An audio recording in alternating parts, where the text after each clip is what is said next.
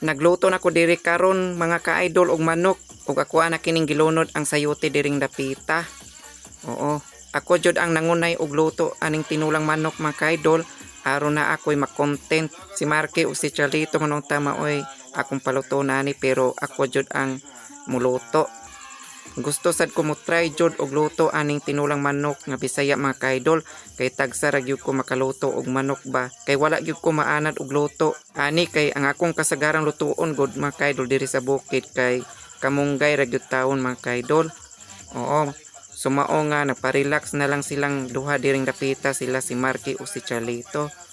While ang among mga panday mga ka-idol grabing bisiha sa pagpamanday niining mga orasa karon. So ako ang i-shoutout mga ka-idol no ang akong duha ka mga panday diring dapita karon nga sila si Junior og Michael. O shoutout sa ako ang duha ka panday diri karon. So grabe jud ni sila kakugihan nga mo trabaho mga ka-idol. Dili jud ni sila mo pahuway. Mo relax lang ni sila sa panahon nga break time sa paniudto. Mao nga atuwa jud ni silang panggaon ug atuang pasud-anan og manok diring dapita karon mga ka-idol kay dili lalim ang kinabuhing panday mga ka-idol. Okay, so that's all for today mga ka-idol no and see you again next time. So bye bye mga ka-idol.